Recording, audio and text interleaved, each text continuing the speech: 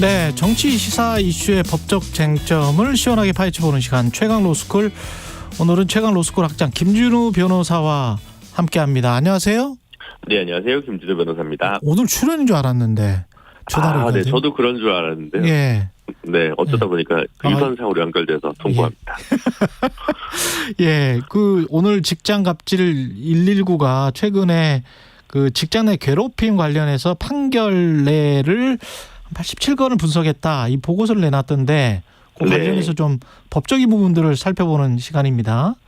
예. 그렇습니다. 네. 일단은 직장 내 괴롭힘이라고 제가 말씀을 드렸는데 괴롭힘이 뭔지 정의를 해야 될 것 같은데요. 네. 일단 직장 내 괴롭힘은 이제 근로기준법에 새로 들어와서 2019년부터 시행되고 있는 조항인데요. 예.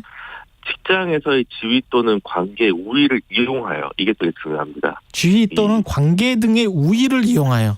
네, 예. 이게 첫 번째 포인트고요. 그 다음에 이제 업무상 적정 범위를 넘어 다른 근로자에게 신체적, 정신적 고통을 주거나 근무 환경을 악화시키는 행위, 요걸 금지하는 거거든요.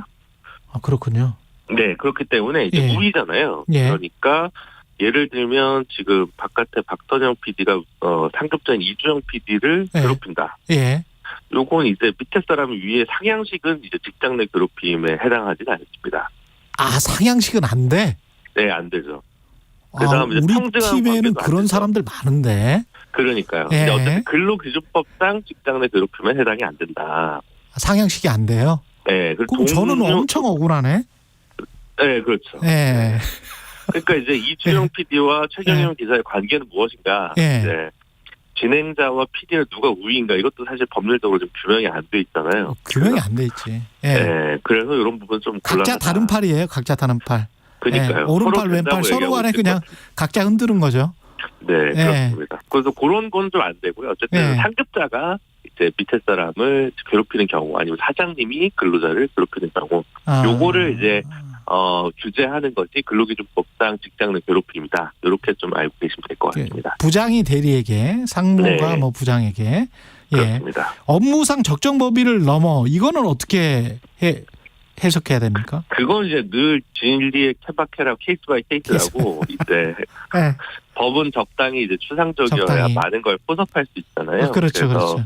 근데 흔히 생각하는 뭐 위협적인 행동이나 말, 뭐 모욕적인 표현 이런 것들 당연히 있을 거고요. 그 다음에 이제 뭐 소위 이제 뭐 은따를 한다거나 따돌림을 한다거나 은근히 따돌린다. 네, 아니면 뭐 예를 들면 병원에서 이른바 태움 문화라고 하잖아요. 업무를 가르치면서 이것도 못해 이러면서 계속 괴롭히거나 뭐 반복적으로 같은 일을 시킨다든가 이런 것들, 아니면 근거 없는 소문을 뭐 만든다든가 이런 것들이 있잖아요. 뭐 예를 들면 뭐 누구는 낙하산이래, 뭐 낙하산 아닌데, 아니면 누구랑 누구 사귄데 이렇게 얘기하는 것들도 전부 다 직장 내 괴롭힘에 해당할 수 있습니다. 사귄데도 안 돼요? 누구랑 사귄데 뭐 이것도 안 돼? 네네네, 그것도 뭐 적절치 않죠. 업무랑 아무 상관이 없으니까요. 아, 업무랑 상관이 없으니까. 네네. 예. 이게 지금 5인 미만 사업장은 적용이 안 되는 거죠, 이것도? 네, 그렇습니다. 근로기준법에 아시다시피 일부는 5인 미만에 적용이 되고 어떤 좀 안 되잖아요. 그래서 요 같은 경우도 몇 가지 이유 때문에 5인 미만 사업장에는 아직까지 적용이 안 된다. 예.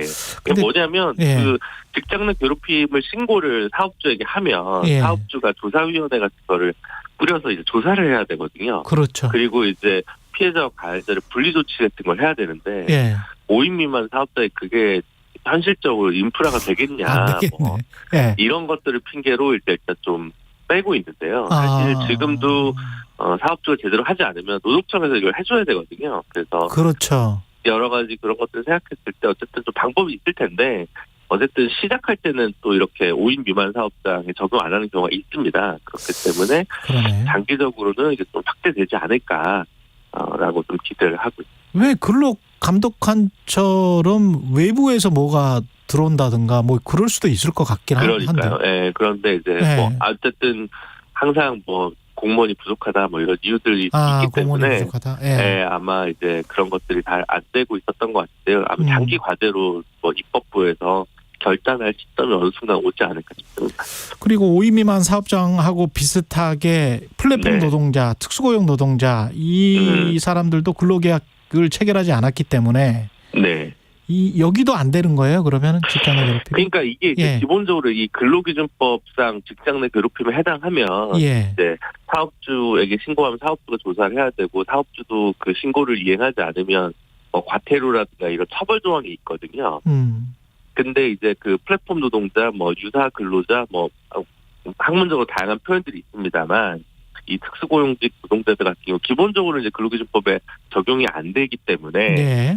요건 안 됩니다만 일단 직장 내 괴롭힘이라는 어떤 불법행위 유형이 우리 법에 들어왔잖아요. 예. 그래서 실제로 이제 꼭 근로기준법에 따른 절차가 적용되지 않더라도 유사한 행위가 있으면 민사상 불법행위가 돼가지고 손해배상을 인정한 사례들이 있습니다. 그렇군요. 그러니까 간접 고용 노동자, 특수고용 노동자한테 직장 내 괴롭혀도 된다 이렇게 생각하시면 오산이다라고 말씀드릴 수 있을 것 같아요. 최근 판례 무슨 골프장 KD 관련해서 나와 있는 게 있습니까? 네, 맞습니다. 의정부 지원 고양지원에서 올해 2월달에 나왔던 판결이 있었는데요. 네. 그 골프장 KD가 대표적인 그런 특수고용 노동자입니다. 네. 그래서 근데 이제 그 사업주가 사망한 그 피해자에게 반복되게 이제 모욕하거나 질책하거나 외모 비하 표현 같은 걸 했던 거죠. 그래서 이제 결국 이제 이분이 이제 압박감을 못 이겨서 극단적인 선택을 했던 사례거든요. 그래서 여기서 이제 법원에서는 손해배상 이런 경우에 반드시 피해자가 근로자일 필요는 없다라고 하면서 이제 손해배상 책임을 인정했는데요. 예. 일단 요거는 사업주 쪽에서는 항소를 하고 있는 걸로 알고 있습니다. 그래서 아직 그래요? 대법원까지 간 건 아니고요. 예. 그렇습니다. 어떤 경향성들이 있습니까? 아까 87건을 선정해서 분석을 했다고 하는데 직장갑질 119가 그렇죠. 사단법인 직장갑질 119라는 곳이 이제 오픈 카톡방을 운영을 하고 여기가 민변의 변호사들이나 이제 노노모라고 이제 그 노무사들 이제 모임이 또 있고요. 민변 같은. 그리고 활동가들 이렇게 모여 있는 사단법인이거든요. 여기가 이제 언제든지 그 법률 상담을 하는 오픈 카톡방을 운영을 해요. 그래서 이 활동가 네트워크 같은 건데 사단법인입니다. 그래서 여기서 이제 최근에 의미 있는 판례들을 분석을 해가지고 이제 독일 에버트 재단 지원으로 보고서를 작성을 했는데 첫 번째 아까 말씀드렸다시피 꼭 직장 내 괴롭힘 적용 조항을 받지 않는 근로자라도 노동자라도 이제 직장 내 괴롭힘에 따른 민사 책임을 인정한다. 요게 이제 제일 특징적인 경향이라고 할 수 있고요. 두 번째는 직장 내 괴롭힘을 행한 가해자가 있지 않겠습니까? 그렇겠죠. 그러면 이제 가해자에 대해서 해고를 했을 경우 이것도 이제 유효하다라는 판례가 관찰되기 시작했다는 거죠. 그러니까 그 전에 그런 거 가지고 사람을 해고하고 그래. 라는 이제 인식이 있었을 수 있을 텐데 최근에는 이제 이런 경우에 해고가 정당하다라는 결론이 나오기 때문에 괴롭힌 사람을 해고할 수 있다. 네, 그렇습니다. 그 두 개가 가장 특징적인 부분이 아닌가 싶습니다. 그러면 법에서 어느 정도 괴롭혀야 가령 이제 신체적, 정신적 고통을 주거나 이렇게 돼 있잖아요. 그러면 폭력을 행사하거나 아니면 언어적인 폭력을 행사하거나 어떤 사례들을 좀 말씀해 주시면 도움이 될 것 같습니다. 그러니까 아까 처음에도 말씀드렸지만 이제 그런 폭행이나 아니면 이제 모욕 이런 거는 사실은 원래 형법상으로도 처벌이 돼 있기 때문에 사실 직장 내 괴롭힘이라는 조항이 새롭게 들어가지 않았더라도 처벌 대상입니다. 다만 이제 사용자가 뭔가를 해야 된다라는 부분이 달라진 거겠죠. 그거는 너희끼리 문제니까 상관없어. 나는 빠질래라고 원래는 할 수 있었을 텐데 지금 상급자가 하급자에게 폭언이나 폭행을 했을 경우에 이제 둘을 분리시켜 놓는다든가 등등의 조치를 이제 사용자가 해야 된다는 거죠. 그렇죠. 그게 이제 제도가 달라진 거고요. 그 다음에 이제 이른바 그런 신체적 언어적 괴롭힘 말고 이제 업무적 괴롭힘 같은 게 이제 좀 대표적인 직장 내 괴롭힘이라고 할 수 있습니다. 예를 들면 이제 반성문을 과도하게 많이 쓰게 한다든가. 반성문을 쓰게 한다. 네, 아직도 좀 그런 교들이 있습니다. 그래요? 뭘 잘못했으면 업무 수칙 같은 걸 자필로 계속 쓰게 한다든가. 그다음에 특별한 이유 없이 뭐 사내 뭐 인트라넷 접속 같은 걸 차단시키는 행위, 너는 여기 접속하지 마라고 한다든가요. 예. 아니면 이유 없이 차별하는 경우, 아니면 특히 뭐 그런 거 있습니다. 휴가를 신청을 했는데 예. 이유 없이 미운 사람에게는 휴가를 못 쓰게 한다든가. 네. 그렇게도 하는군요. 네, 아직도 이제 그런 경우가 좀 있습니다. 그리고 뭐 되게 오래된 경우입니다만 뭐 회식을 강요한다든가. 그래요? 특히 음주 강요.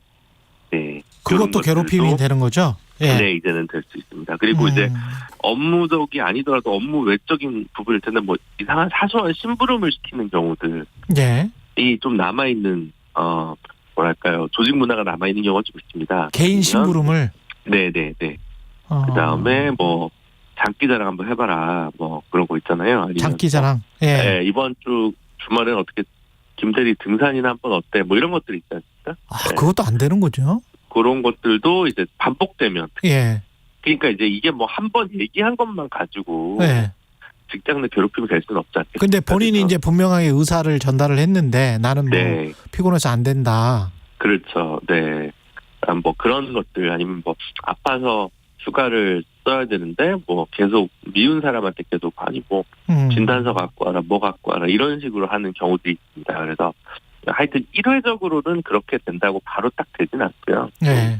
누차에 반복된 경우에 아무래도 이렇게 직장 내 괴롭힘으로 판단되는 경우가 많이 대부분이라고 보시면 될 것 같습니다. 사장이나 뭐 간부들 앞에서 신입사원들이 장기자랑 대회하고 경연대회하고 뭐 이런 회사들 가끔 보도가 나왔었는데. 네. 그것도 괴롭힘이 되는 겁니까? 근데 신입사원들이라 딱히 뭐 그걸 하라는데 지금 막 들어와가지고 그게 될라나? 이거. 그렇죠. 예. 네, 쉽지는 않습니다. 그런 부분들은 약간 그러네요. 바로 딱 떨어지지는 않습니다. 네, 그렇군요.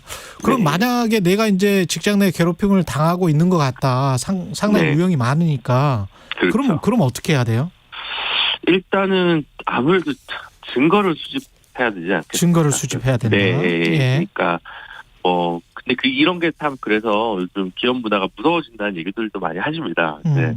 녹음의 일상화 뭐 이런 것들이 있다 보니까요. 그래서 이제 근데 어쨌든 어쩔 수 없죠. 그러니까 회사 내에 있는 뭐 CCTV 기록을 확보하는 경우도 있고, 아니면 주변 근로자의 진술을 획득하는 경우도 있고요. 동료의 진술. 네. 그리고 이제 본인이 뭔가 녹음을 좀 해놨다든가, 아니면 뭐 인터넷 내부 게시판이나 카톡방에서 좀 모욕적인 표현이나 비하적인 표현이 드는 경우가 있습니다. 그래서 그렇죠. 그런 것들도 좀 적시에 캡처를 좀 해뒀다든가 뭐 이런 일들이 좀 필요한 것 같습니다.